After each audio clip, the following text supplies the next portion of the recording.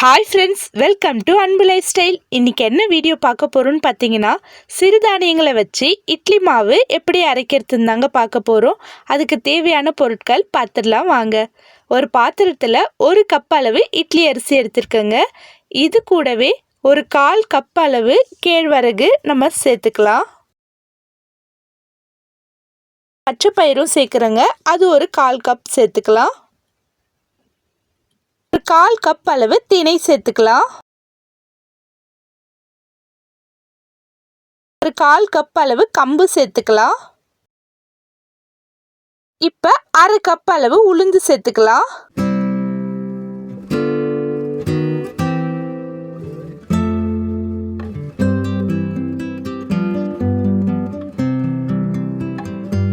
இப்போ நம்ம இது எல்லாத்தையும் நல்லா கழுவி எடுத்துக்கலாம். இதை ஒரு 3லேருந்து 4 வாட்டி நல்லா கழுவிக்கங்க.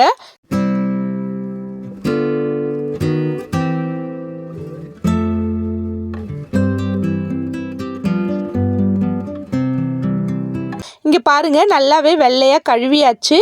இப்போ நம்ம இதில் குடிக்கிற தண்ணியை ஊற்றி ஊற வச்சிடலாம்.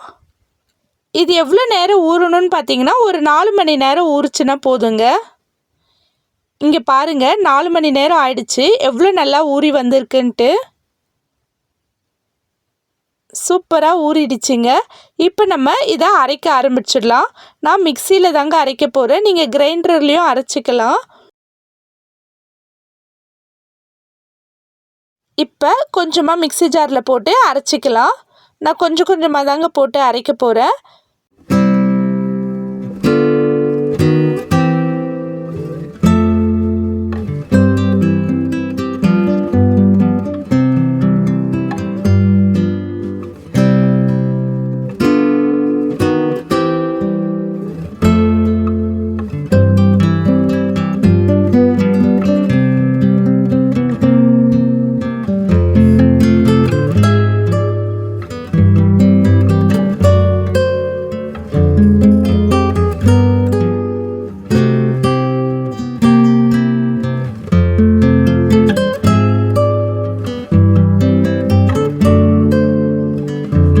இங்கே பாருங்கள், நல்லாவே அரைஞ்சிடுச்சு.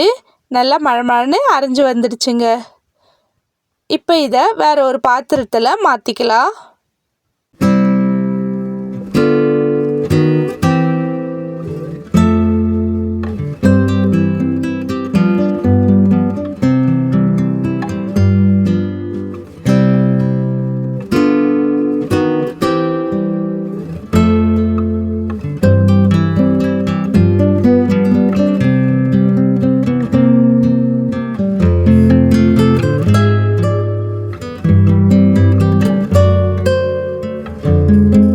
இப்போ நெக்ஸ்ட் பேட்ச் போட்டு அரைச்சிக்கலாம். இது போலவே நான் கொஞ்சம் கொஞ்சமாக போட்டு அரைச்சி எடுத்துக்கிறேங்க. அவ்வளோதாங்க, இதாங்க லாஸ்ட்டு பேட்ச்சு. எல்லாத்தையும் அரைச்சாச்சுங்க. இப்போ இதில் தேவையான அளவு உப்பு சேர்த்துக்கோங்க. உப்பு சேர்த்து நல்லா மிக்ஸ் பண்ணி விட்டுக்கலாம்.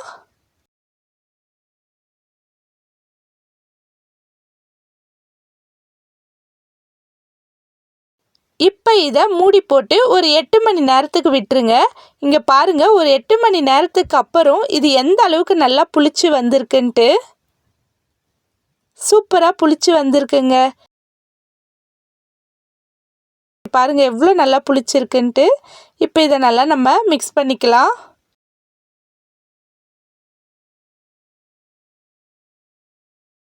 இந்த மாவை நீங்கள் இட்லிக்கும் யூஸ் பண்ணிக்கலாம். கூட கொஞ்சம் தண்ணி சேர்த்து தோசையும் இதில் ஊற்றிக்கலாங்க.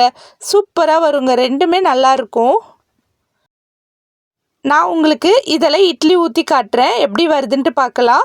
ஃபஸ்ட்டு இட்லி ஊற்றுற பாத்திரத்தில் லேசாக எண்ணெய் தேய்ச்சிக்கலாம். எண்ணெய் தேய்ச்சிட்டு மாவை இது போல் ஊற்றிக்கங்க.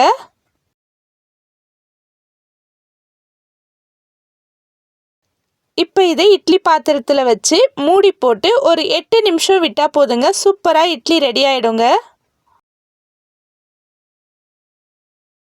இப்போ திறந்து பார்க்கலாம் நம்மளோட இட்லி ரெடி ஆகிடுச்சான்ட்டு. இங்கே பாருங்கள் எவ்வளோ சூப்பராக இட்லி நல்லா புசு புசுன்னு வந்திருக்குன்னு. இப்போ இதை எப்படி வெந்துடுச்சான்ட்டு செக் பண்ணலான்னு பார்த்தீங்கன்னா, இது போல் ஒரு குச்சி எடுத்துக்கோங்க. நீங்கள் கருவேப்பிலை குச்சி எடுத்தாலும் ஓகே தான். இப்படி குத்தி பார்க்கும்பொழுது அந்த குச்சியில் கொஞ்சம் கூட மாவு ஒட்டக்கூடாது.